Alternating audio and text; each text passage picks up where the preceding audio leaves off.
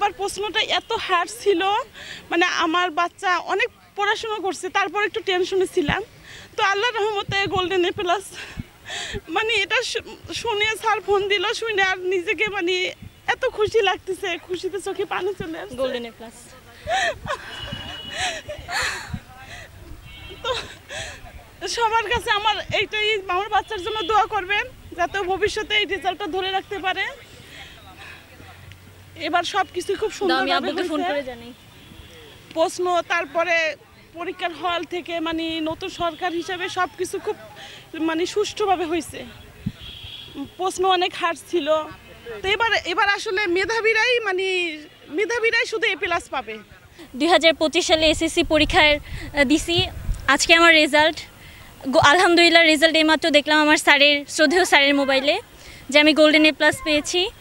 মানে অনুভূতিটা যে এতটা সুন্দর হবে আমি কোনোদিন ভাবতে পারিনি। আমার চোখ দিয়ে আমি আজকে সারা রাত আমি কান্না করতেছিলাম, আল্লাহর কাছে বারবার করে চাচ্ছিলাম যে আল্লাহ আমাকে একটা ভালো রেজাল্ট দাও। অথচ আমি যখন ভালো রেজাল্ট এখন হয়েছে আমার চোখ দিয়ে আর পানি পড়তেছে না। মানে আমার কীরকম যে লাগতেছে আমি বলতে পারবো না। আপনারা সবাই আমার জন্য দোয়া করবেন, আমি যেন এভাবেই সামনে এগিয়ে যেতে পারি।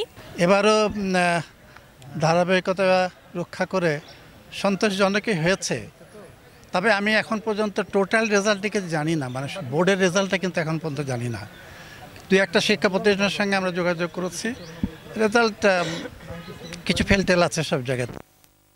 জিপিএ 5-এর সংখ্যাও কম আছে। এখন এইগুলো অ্যানালিসিস করা আমাদের পক্ষে এখন পর্যন্ত সম্ভব হয়নি, কেন কম হলো আর কি।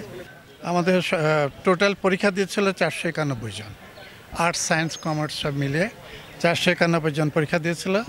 তার মধ্যে পাস করেছে 480 জন, অর্থাৎ 11 জন ফেল করেছে আর কি।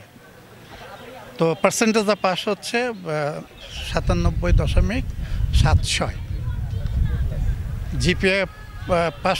জিপিএ হচ্ছে 294 জন, এটা সম্ভবত 63% আর কি মনে হয়, এরকম হবে।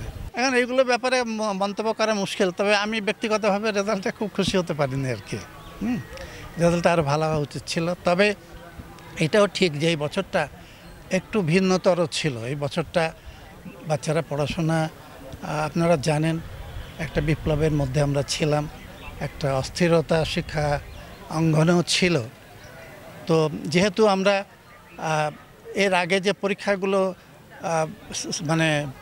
হয়েছিল, যেমন টেস্ট পরীক্ষা, টেস্ট পরীক্ষা, এগুলোতে ছেলেরা কিন্তু খুব খারাপ করেছে একদম।